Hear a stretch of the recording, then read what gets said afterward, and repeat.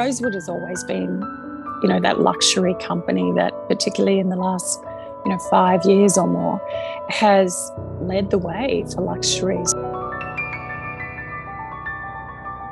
We have a lot of very regular guests, some that have stayed over 500 times. And I'm not talking one or two, I'm talking, several. I've been in the industry since 95.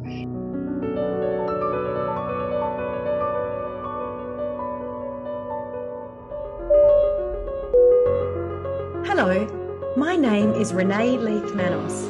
Welcome to this podcast, Where To From Here, featuring conversations about luxury travel and how it's changing in every pocket of the globe.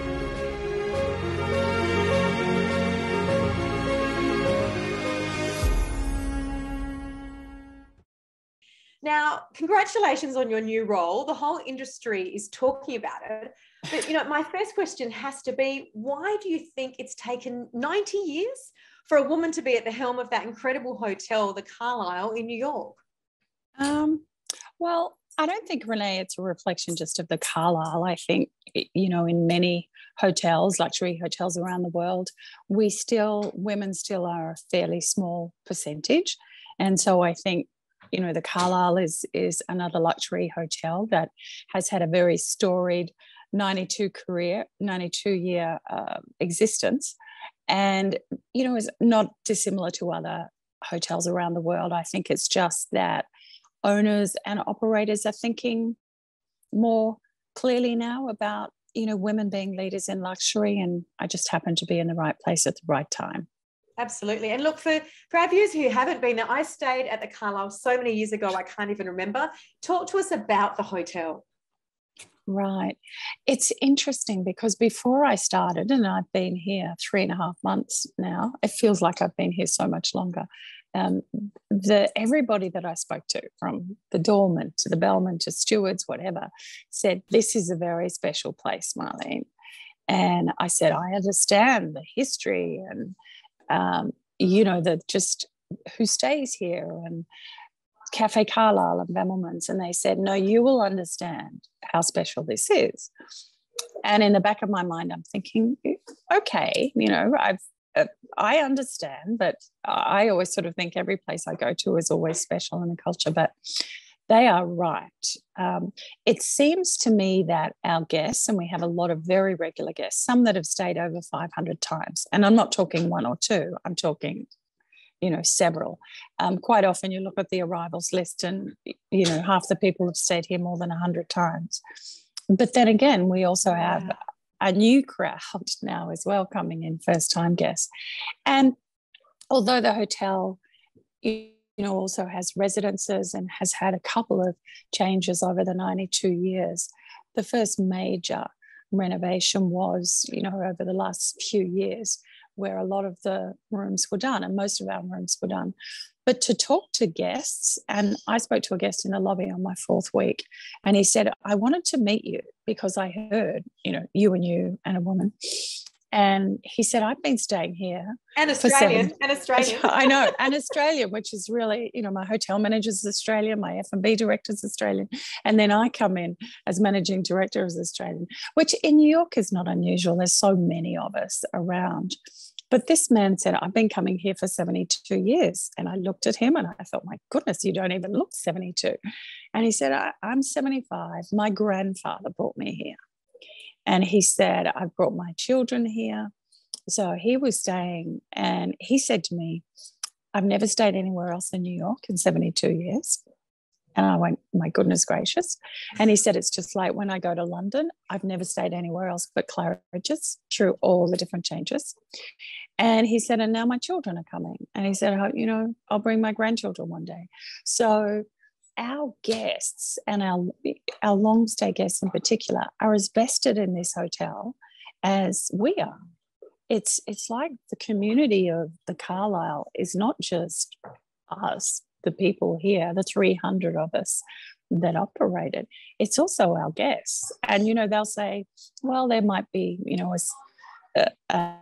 something that's not quite perfect, but they love it, whether it's perfect or not, because we all have days that are not perfect, but they are so vested in what this hotel means to them. And we had people that sent money to our team during COVID because they wanted to make sure that everybody was okay. I mean, that's the sort of place it is. And I've read that you are really into mentors and mentoring other people. Have you personally had a number of mentors who have seen you into the position you're in today? I have. Look, I thank my first, area general manager, who was also my general manager at Park Heights, Sydney, Willie Martin. He really was my inspiration and allowed me to learn the business while I was on the job as a director of sales and marketing. He encouraged me to go as far as I wanted to go in the business. And he was such a humble leader. He taught me so much about the hotel business, about hospitality. So he remained a mentor of mine for many years. And the second one, who I think taught me luxury sales and marketing in hotels, because I had been in the travel business for so long, is a gentleman called Richard White. And Richard was the head of global sales for Hyatt at the time. And then I've had, personal mentors that, when I probably 10, 12 years ago, when I started to wonder, do I keep pushing? Is this enough? Is there more? A personal mentor, a gentleman in New Zealand who is very successful in his own business. And he said to me, you have to continue to dream big, and I always have. But sometimes people have always said to me, you're just a dreamer and you have to become a realist. And he said to me, don't you dare listen to those people or to those voices in your head. He said, dream big and think 30 years, and at that time he was in his late 70s. And I said, do you have a 30-year plan? And he said, I do. He said, I may not be here for it, but he said, you have to have a long-term plan, because if your plans are too short-term, it will stop you looking at opportunities that may come your way that you perhaps didn't think about. Absolutely. And look, your background was in sales and marketing, and then you've had a very solid, I think, is it 14 years or something as general manager and now managing director of hotels. When did the point in your career come when you realized, perhaps as a woman, or perhaps being a woman's irrelevant, that you could go and become a general manager and that could be your future? I think it came when in the early 2000s, I was director of hotel sales Asia Pacific for Hyatt, and I was based in Hong Kong, and my role was to oversee setting up new global sales offices, worldwide sales offices, but also to assist in opening hotels. And then when did the Carlyle become an opportunity for you? When did it become clear that that was an option? It was late last year when I had a first conversation with them, when somebody called me from Rosewood. And it was at a time I wasn't looking to move. I was very happy in my role as general manager at the Conrad downtown, and Hilton, had been very good to me as a company. You were there for about 11 or 12 years, weren't you, with Conrad? 11 and a half years with Hilton. Yeah. Started with them in Queenstown, New Zealand, actually. But it was my husband and I, it was at a time when we'd decided that we wanted to stay in New York. We didn't want to move again. He's retired and he's enjoying golf and the lifestyle here. This is where I have wanted to live since I was 10 years old. I said I wanted to live and work in New York before I died. And I think that, after my husband and I had done a big road trip during COVID around America, 3 weeks, 7,000 miles, we also came to the conclusion that we love the country, but New York is a place that we'd really like to live. So that's, the consideration to be able to stay here and not move again was important to us as well. And, Rosewood has always been, that luxury company that particularly in the last, 5 years or more has led the way for luxury. So, the opportunity to run, one of the most iconic hotels in New York and also for Rosewood was appealing. Wow. And tell me, what, sitting there in New York, what is the future of luxury travel? What do you see changing? And what are people looking for now that perhaps they weren't looking for a few years ago? I think there's going to be more private jets just because of the airports at the moment and how crazy travel is. I honestly believe that luxury travel is still going to be more and more focused on the experience. I think what's in the room and the hardware and the hotel is very important, and so is a sense of place. But, you know, just now, sustainability and being able to reduce our footprint, you know, you can't say you're luxury, so, you know, that doesn't apply. I mean, it applies. It's important to the people that we work with. It should be important to all of us as individuals. And I've certainly noticed that it's more and more important to our guests, even if they're luxury and they're paying, you know, many more dollars for a room that others are.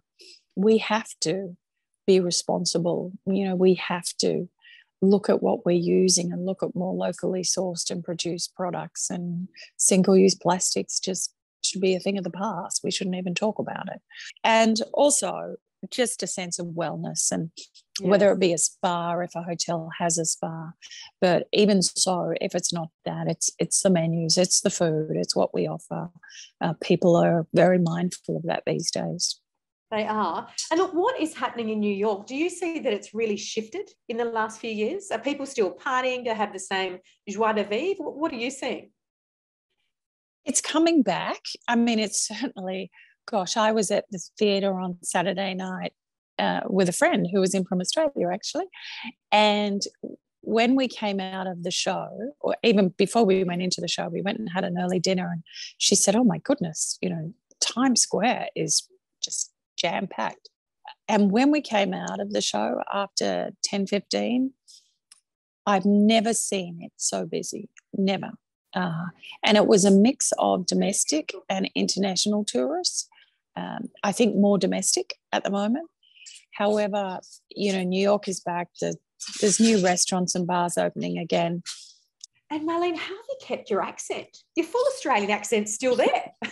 It is. I have ensured over the years that I never lose my accent.